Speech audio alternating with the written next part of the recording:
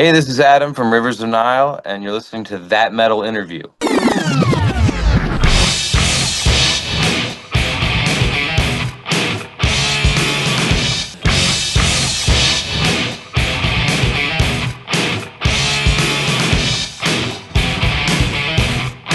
That Metal Interview. Very first question, what part of the planet Earth are you at? Me personally, I'm currently in Richmond, Virginia. Okay, cool. I'm in Texas, so we're not too far apart. We're here to promote your new album, self-titled, right? It's Yes, dropping May 30th. Are you guys excited for that? yeah, very excited. Really proud of this record, and stoked to have people, start to get into it. So what's the writing process like? Adam, do you guys do it together as a band, or is there two guys with guitars sitting down in a room somewhere? No, not never. Not really. Because we're all spread out all over the place. Like we've got Andy lives in Arizona, Jared lives in Nevada, and Brody lives in Pennsylvania, and I'm in Virginia. But we do like we'll do Zoom meetings. Some write some things that way, um, and a lot of stuff that we write instrumentally is kind of like demoed out by Brody just on his own. He'll write either like a small snippet of song that we can all kind of discuss and talk about and just build out, or sometimes he'll write an entire song that we can just sort of all add our own personal touches to. But yeah, it's really yeah, it's I don't we tried to write it together in a room years and years ago, and it just seemed slow and messy and time consuming, and we seem to get a lot more done this way. I saw the video for American Death.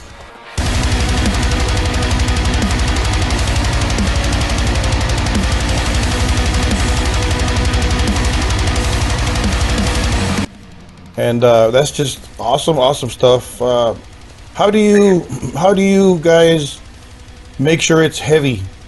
Is there like a bar there? You know what? This is not heavy enough. Let's keep going here. I mean, we don't really have like a standard for heaviness, because sometimes the stuff we write is very not heavy, and we like that as well. But it's all kind of just depends on the mission of that particular song. Or this album, I feel like is really heavy. Overall, it's the heaviest thing we've done for in a long time, probably. But I think that's just as a result of how we felt during the writing process and just what we wanted to see, um, in the new record. And yeah, I guess, yeah, like the last record was way less focused on heaviness, and this one, most things that you make are a response to the last thing you make, I feel like. And so I feel like in that way, this one just got a lot heavier because we wanted to see a return to that kind of mosh pit vibe from some of our earlier stuff, maybe, but while also retaining the feel of the newer music we've put out. Do you guys sit there when you write new songs? Do you sit there and listen to older albums, or this is all fresh? Um, I wouldn't say that we kind of listened to it and really think about it. Our older stuff. I mean, I think we have it. It's always in the rear view window. It's always back there, like especially for Brody and I, because we're the original members, and we have the entire history of the band in our brains. So we always consider somewhat where we came from, and somewhat. But sometimes in light of that, it's just like the answer is always to, and not always, but sometimes the answer is just to go in the completely opposite direction of where we came from, and it's just really about what we feel like doing at that particular time. You mentioned this album being a bit heavier than the last one. Was that by design or I think that, I mean, it's just sort of what started to come out. I think again, it's just like in the back of our minds. We had done a lot of the softer stuff, you know, from the last record, and we played that live a lot. And um, not that it didn't go over well, because I think it went over well, but it just went over differently. Like it was a lot more of felt like a lot more of a on display performance type of music. But I think there's definitely, for this band, somewhere primal in us that wants to cause circle pits and moshing and crowd surfing, and like we just want to see that while we're playing. So I guess it just felt like the right thing to sort of, turn up the heaviness dial, and hit them with a little more pit action on this one. so? You guys do think of the crowd, the live feel when writing a song, right? Is that what you're saying? Yeah, I mean, I think on this one more than maybe any other record that we've made, we thought more about, um, just not so much like we wouldn't let it get in the way of how we felt a song, feels good to listen to or anything. But generally, those two things kind of go hand in hand. Like if it's a well written, cool song to us in the studio, and then it's easy to like translate. It's getting easier for us to translate into that audience perspective the longer we stay a band, and the more we tour. It's awesome how you guys put some sax in there, saxophone, and a little bit of cello, I believe, and things like that. Whose idea was that? The saxophone thing we've been doing for a number of years at this point, and it's kind of been a big part of the conversation of the band. So initially, when we started this record, we were kind of like thinking we might steer clear of it and steer clear of more, all the kind of extra instrumentation that we've kind of started playing more and more with over the last couple of records. But we got farther along in the process, and we were like, oh well, maybe this part could use something like this, and maybe this part could, and it could use something like that, and it just built and built, and which is how this typically goes for us. And so we got to a point where it's like, well, yeah, I mean, like we could like envision more than a few prominent saxophone parts.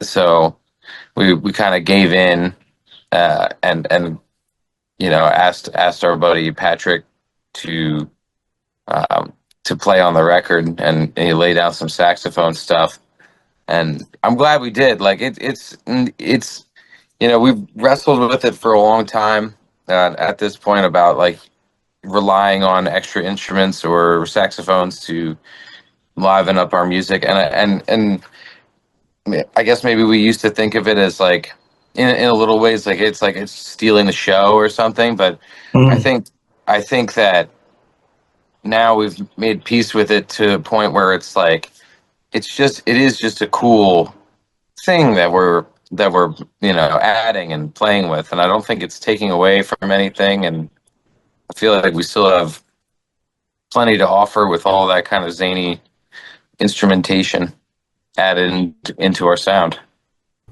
How does that play live? Do you guys just skip that stuff, or do you got a laptop there for the sax parts, or? Well, I mean, lately we've been bringing Patrick out with us on tour pretty much everywhere, and we haven't played a show without him in well over a year, and that's not going to change anytime soon. He's going to, everywhere that we appear, he's going to be a part of the show. There's one more band that I could think of that has orchestration, and that'll be Imperial Triumphant. Right. Oh yeah, You heard those guys, of course. Yeah, Yeah. yeah. Yeah, I talked to those guys, and they also put orchestration in there, so that's cool. So it's only you guys and them really that I can think of. Yeah, those guys are awesome. Yeah, we love that band, and we did a tour of Mexico with them, and we got along great. And I think the ethics of that band and the ethics of our band are kind of similar, even though the results are a lot different. Um, and yeah, it's wild to hear. I'm a big fan of theirs, and it's wild to hear the way that they intermesh all kinds of different sounds and instruments and all sorts of stuff and into their sound too. Yeah. It's crazy too. Um, you've been the lead vocalist, Adam, now for about 2 years, give or take, right? Um, how is it now? How is it different now? Is it more of a challenge for yourself? Because now you got the whole load now on the vocals. Yeah, yeah, it's definitely more challenging. It's it's it's uh it's gotten to the point now, like it's 2 years and it's been several hundred shows worth of doing it now, that I feel like I've kind of finally started to adjust to the role, and I'm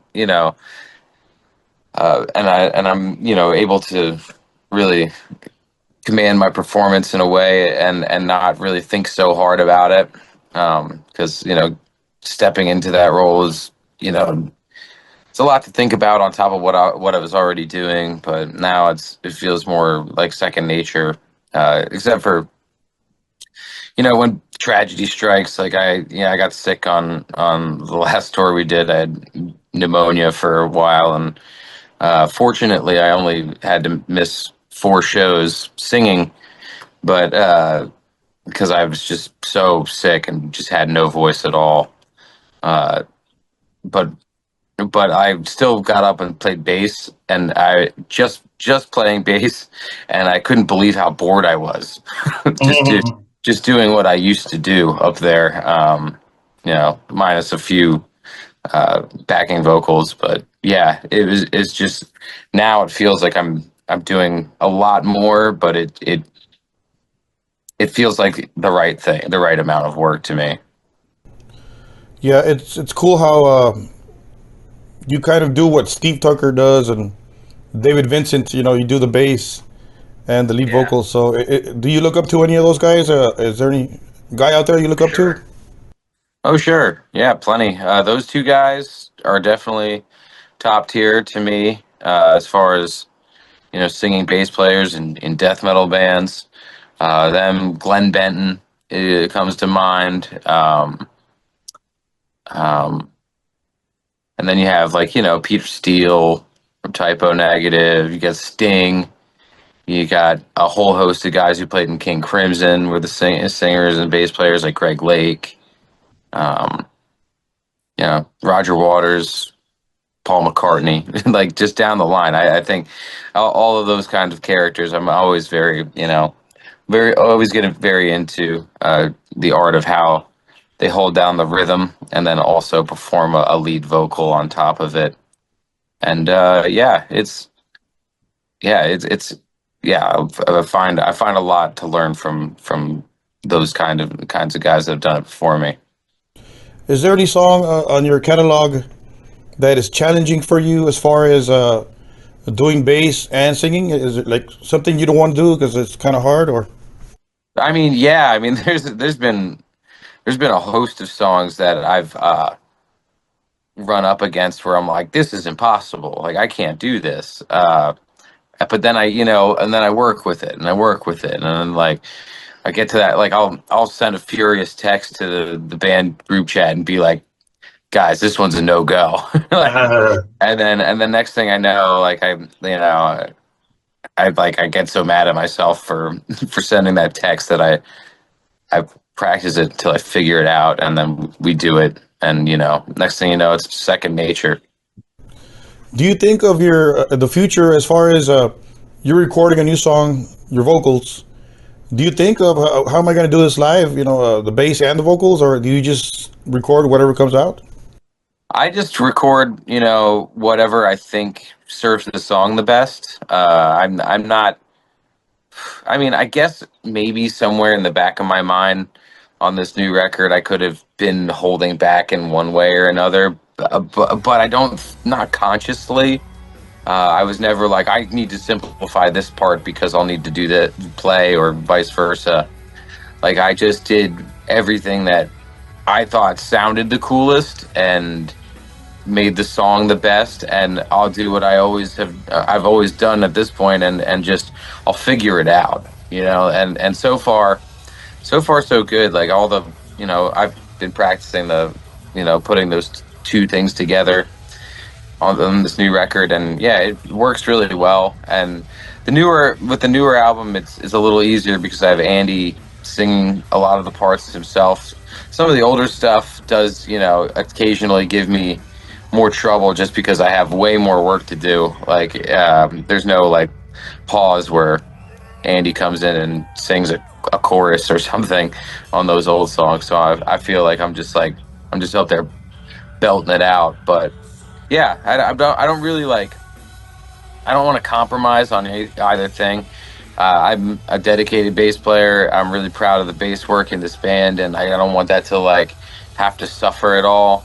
And it's the same with the vocals. I've always worked on the vocal parts like really intimately and made sure that the vocals in this band come across well, and that's still my goal. So doing them both at the same time is a little added challenge, but it's something I care about doing well.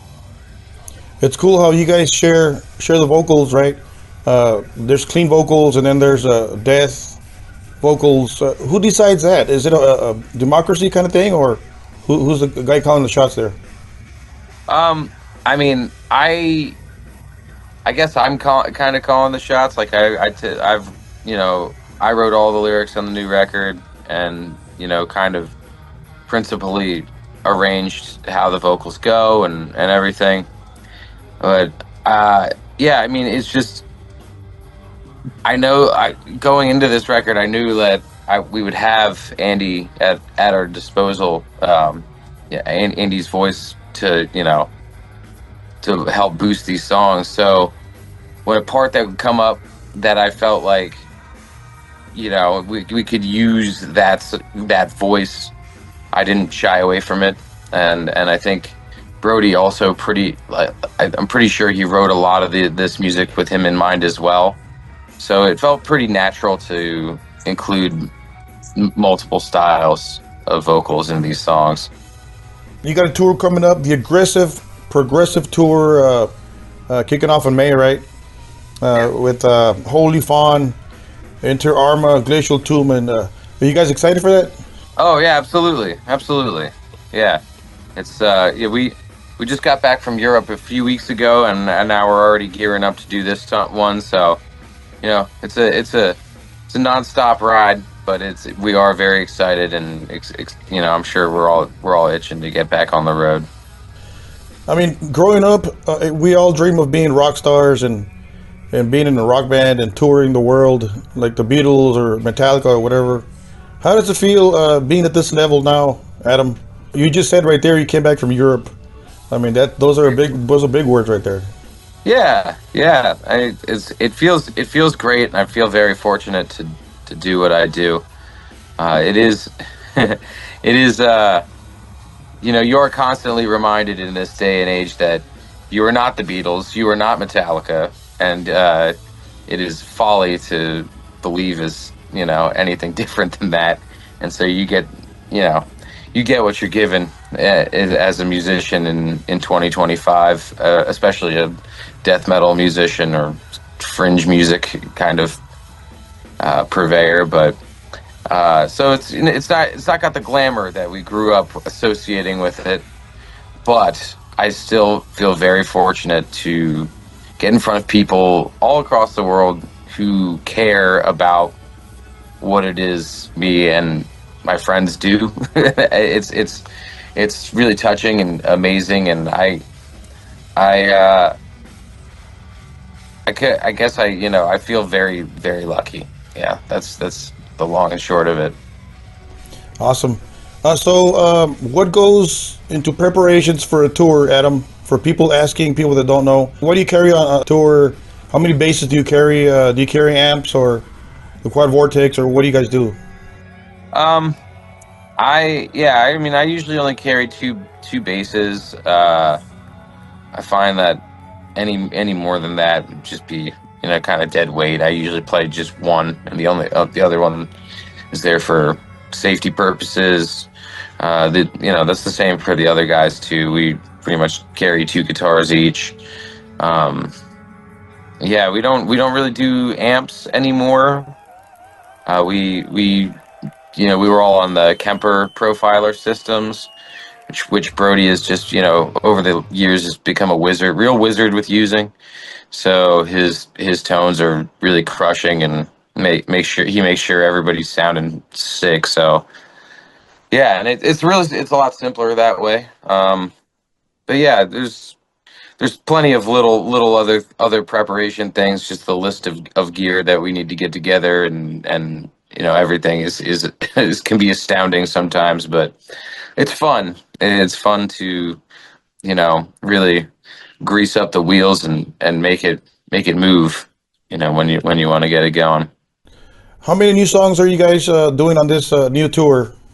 Oh, kind of a lot. I can't say specifically how many, but it is a lot of new material. I will say that. Of course, we'll play our old favorites, and we'll hit everybody with the songs that they're paying to see.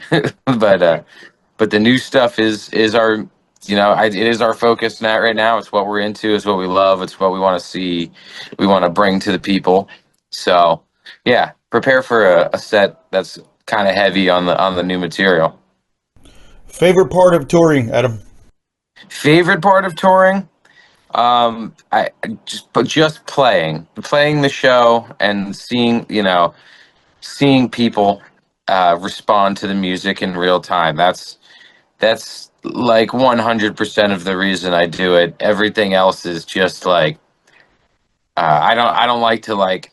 I mean, I'll go visit a landmark every once in a while because what else am I gonna do? But like, it's not, and it's cool. I've seen like tons of European cities. I've seen this and that, and eaten at this restaurant and stuff like that. Like, but really, all I'm there for is to play music for new people. That's really all I want to do. Give us an update on Wretched Pain. Does that exist, or Yeah, see, I don't have an update for that. I know that Metal Archives and a couple other places still list me as being involved with the project, but I've stepped away from that a long time ago. I just don't have the time or mental capacity for any side projects or anything like that right now. So Rivers is 100% my focus. before I let you go, would you like to send a message to your fans and friends watching this? I'll say what I normally do to this question and just say thank you. Thank you everybody who takes time in their day to care about this band, to listen to us and think about us, and all the way up to going to a show or buying a record or buying merch. Just thank you. There's You're inundated with so many options in this day and age, and we're very humbled by anybody who wants to puts their time in with us, and we love that. So thank you. Awesome. Thank you, Adam. Thank you for your time, and we'll see you in Texas sometime soon. Oh yeah, man. See ya. And there goes Mr. Adam Biggs, frontman and bassist for the Pennsylvania band Rivers of Nile. Should I say the progressive tech death metal band Rivers of Nile, and he is here and he is promoting the band's fifth full-length album, self-titled Rivers of Nile, in which you guys already have a couple of singles and videos at your grasp. The videos being Water and Time, House of Light, and American Death. Those videos are out there for you guys to stream. And this album will be released on May 30th of this year, 2025. And on behalf of your friend James, all the way from the state of Texas, in the US of A, spinning around the world, over and over in the solar system. We thank you for streaming the podcast. Thank you for downloading. Thank you for listening. And thank you for patiently waiting for this new episode. I was a bit out of commission for about a couple of weeks, so here we go, and we will keep it constant. So thank you guys and girls for your patience and your preferred way of listening to these chats with these rock stars and metal stars, right? Which is what they are to us. These are musicians in the rock metal bands, right? So thank you, Adam. Thank you for spending time and chatting about the band's 5th full-length new album, which is about to drop very, very soon here. So be on the lookout for Rivers of Nile as they are out there on tour. Go out there and support them. They've been doing a European tour. They're just all over the place. You might have to just log on to their socials to see where you can catch them, what part of the world you can catch these guys touring the world. And as far as the podcast, thank you for your preference. On behalf of your friend James from the state of Texas in the US of A, from the planet Earth, solar system, in the Milky Way. Don't forget to keep it metal.